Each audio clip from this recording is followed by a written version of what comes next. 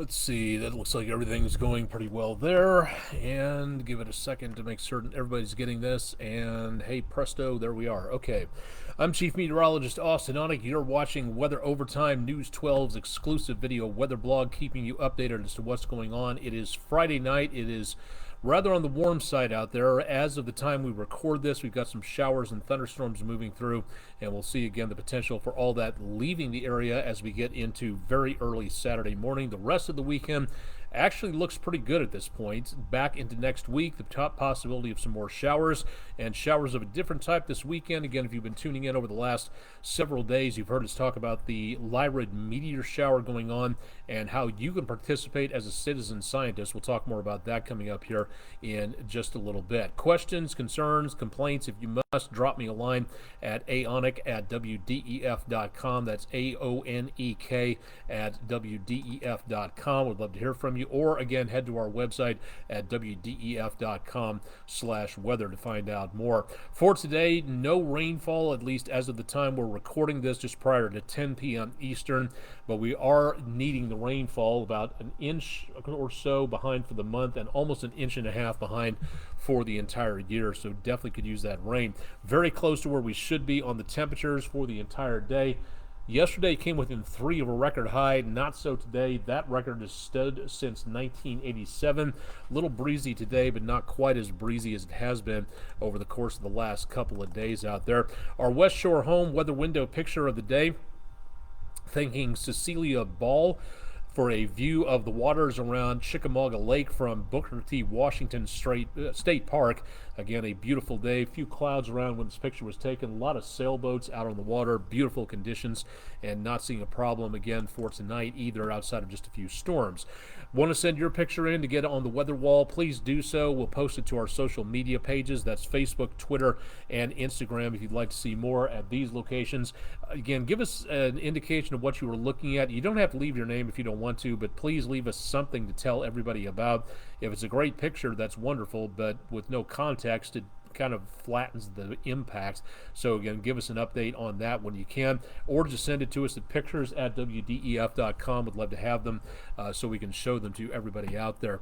All right, we've got the storm system moving on through, and behind it a lot of cool dry air coming on through, but that won't be making its way through the area until we get into very early Saturday morning. In between here and there, overnight, more showers, more thunderstorms.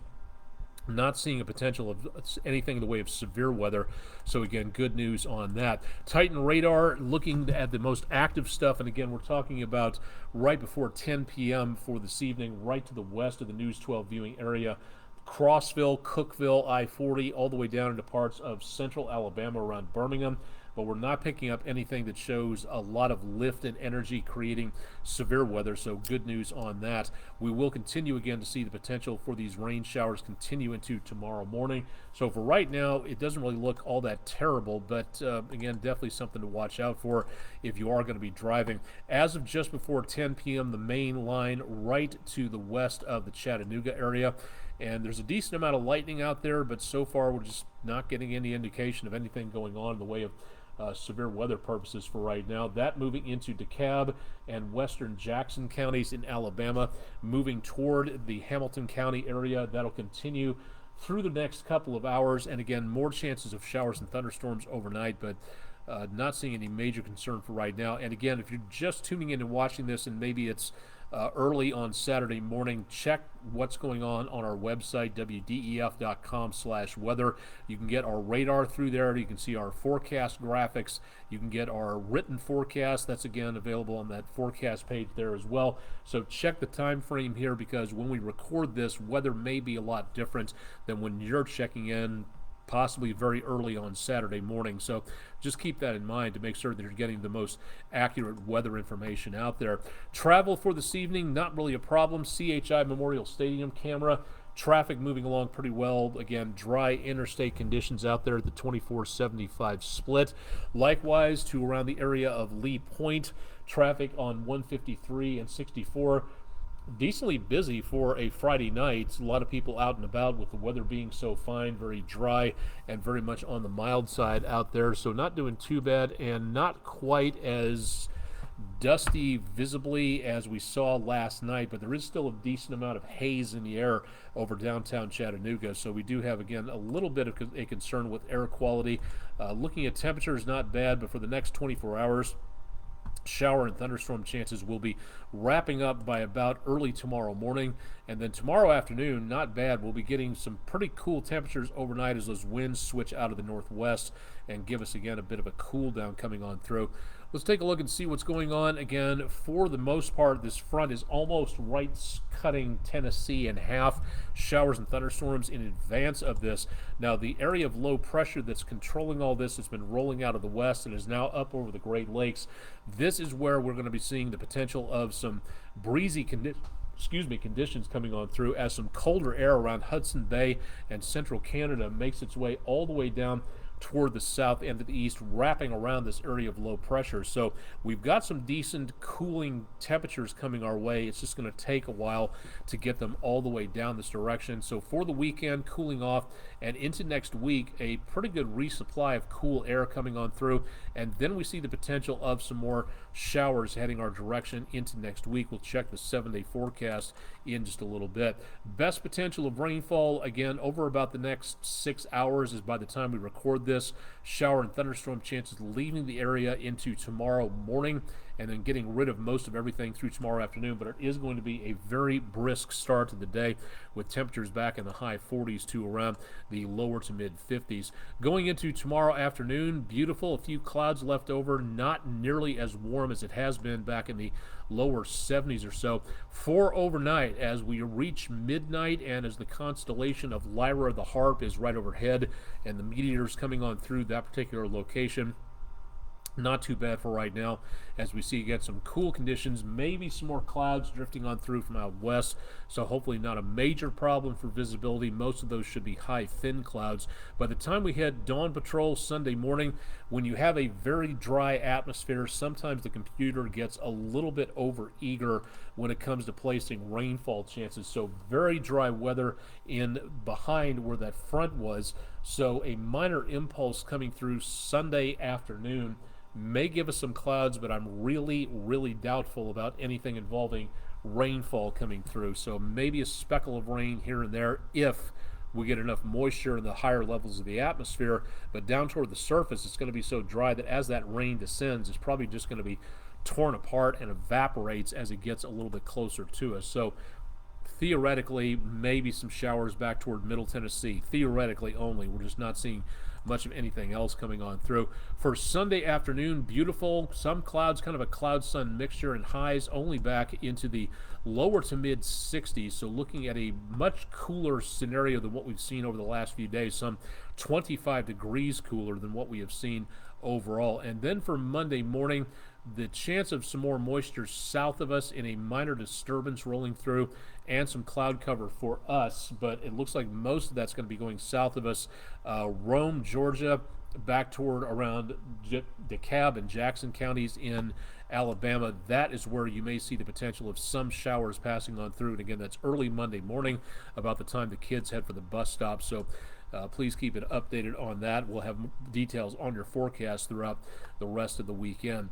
All right, let's get to the 7-day and show you that we have, again, little, if anything, really major happening. A lot cooler tomorrow, and most of these high temperatures will be set very early in the morning, descending into the 50s by early on, and then probably the temperatures for the rest of the day back in the lower 60s, staying in the mid 60s as we go towards Sunday into Monday, and then also seeing some nice conditions out there, so no rainfall being seen. Then we go from Monday into Tuesday, and that's where the clouds start to make their way back across the area, staying very much on the mild side, just below normal for this time of the year. And that's also where we start to see the potential of these areas of showers developing Tuesday through the rest of the week. Just showers for right now, not picking up much of anything in the way of thunderstorms, and so far, according to the Storm Prediction Center, nothing in the way of severe weather. So definitely some good news on that account. Again, not tonight. You might be able to see some when the sky is clear, but the best possibility of seeing meteors will be Saturday night, Sunday morning, and again, look toward the constellation of Lyra the Harp rising in the northeast, going overhead, and again, the radiant is where it looks like the meteors are coming from. So that will rise with the rest of the stars, and you'll see that go up to the zenith of the sky pretty much. So the meteors by about midnight will be coming from up top and going in all directions. And again, we're not talking about much on this. 18 meteors per hour is not a meteor storm by any chance. It is going to be one of the biggest meteor showers that we see in the first half of the year. Second half of the year hold a lot more meteor showers, so this will be a best opportunity to see some of those streaks across the sky. Good opportunity to get your kids introduced to astronomy and find out more about science above the atmosphere. Really cool to see that. Another thing you can do is that if you'd like to be a citizen scientist, you can help count the meteors. The American Meteor Society and several organizations and scientists who specialize in meteor showers, who like to keep track of how many meteors people see. That's what you can do to help. And all you need is just a piece of paper and a tick mark or a smartphone, something you can keep track of where the meteors you see are, how many of them you see, and that information can really help. You don't have to have a PhD to help participate in a lot of scientific programs. All you need is just the willingness to actually do so. And if you'd like to help out, you can get an observing form from the American Meteor Society on their website and find out more about how you can count the meteors and help out on things like that. This is one of the last days as well of International Dark Sky Week. We get a lot of light pollution, very inefficient lighting systems that we use create a lot of sky shine, so it's very difficult to see the stars at night.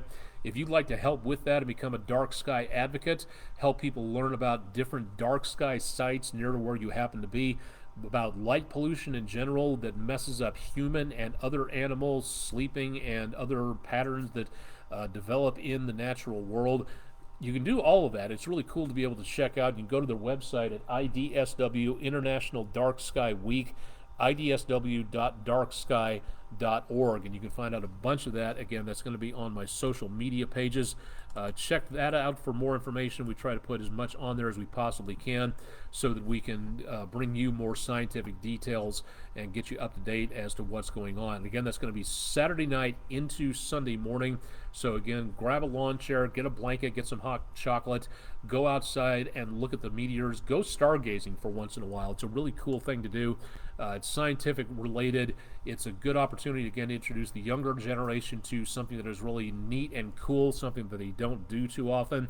A lot of adults do it, don't go out and stargaze, I can tell you that much. I do, but a lot of adults don't actually do anything else like that, so something to think about out there.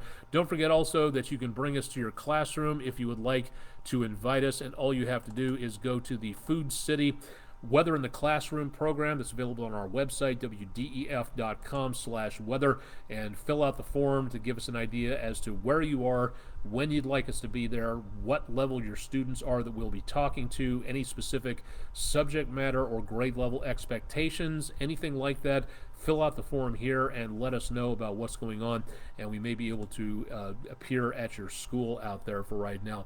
One last check before we go. Again, checking in for the severe weather purposes. We're not seeing anything. Again, the lowest possibility is just generic thunderstorms on this display. So a marginal threat east of Jackson, Mississippi. That's the highest risk of severe weather for tonight. And as you can see, generic thunderstorms happening for us, but really not much more than that. And into the rest of the evening tonight, the threat does grow for the East Coast area into around eastern Virginia and the Carolinas. Not for us. We're not seeing anything else there. And then more possibility of thunderstorms on Sunday, well back over toward Texas and the Red River Valley, but really just not that much for us. It's going to be what looks to be for us a very quiet weekend once we get rid of all this rainfall heading on out of the picture. So no need for any severe weather updates for tonight, and otherwise no major problems coming up whatsoever. If you'd like to know more about our new hire, our weekend meteorologist, Mr. Todd Heislip, I interview him for the latest What I Want to Know show, give you an idea as to his experience, having worked for 2 National Weather Service areas in Birmingham and Morristown for the last quarter century. Real nice guy, really great to be able to find out more about him, and you can find out more on the latest edition of the What I Want to Know show. You can get there through my YouTube account and also on social media if you'd like to find out more about what's going on there, and good opportunity to tune in and find out more. That'll do it for this edition, the week-ending edition of News 12's video weather blog, Weather Overtime. Things, again, decently quiet, and glad to report that as of about a month ago when we had those storms rolling through late at night, it was very stormy for a very long period of time, so nice to not have a lot of that severe weather going on. We never root for the storms. It's nice to be able to see some thunder every once in a while, but when it gets strong to severe out there, it's very dangerous. This also, I should mention, kind of an anniversary for me. 27 years ago tonight, we were getting ready for the passage of some very strong storms when I was working at fellow CBS station KFSM in Fort Smith, Fayetteville, Arkansas, and the morning after was one that I will never forget as those storms came through and did a lot of damage, nearly $1/3 billion worth of damage from a few tornadoes. Unfortunately, there were some casualties that night, so not everybody made it out alive, but the amount of injuries, fortunately, was very low. If you'd like to see more about what happened back in '96, again, go to my social media pages for more about what was going on back then, but very proud to be a part of the News Channel 5 team in Fort Smith, Fayetteville, and the work that was done that night, I think, did a very good job. Again, I was only just on screen. There were dozens of other people working behind the scenes to calm down a population that was very nervous and very jittery about the storms coming through. So a great job and huge amounts of kudos to my fellow KFSM Channel 5 workers that night 27 years ago. Hard to believe it's been that long, but been something else to think about that for a long period of time, all the way back to where I am now. So thanks to everybody back then for helping me to get where I am, and thanks for everybody back then for doing a great job of helping to keep everybody informed and going way above and beyond the call of helping out where it comes to anything involving public communication. It was a terrible night of weather, but it was a great night of teamwork, and glad to see everybody doing a great job on things like that. Really warms you up when you think about it. But again, it's time to get ready for severe weather no matter where you are, making certain you have a plan in place, making certain that you are ready to go just in case something like that happens ever again. I'm Chief Meteorologist Austen Onek. Meteorologist Todd Heislip will have your forecast bright and early the evening hours of Saturday and Sunday, and of course Chip will be back on Monday at 5 a.m., so stay tuned for that, and keep tuned to WDEF.com/weather throughout the rest of the weekend for forecast updates. Thanks for joining us, and hope you have a safe weekend.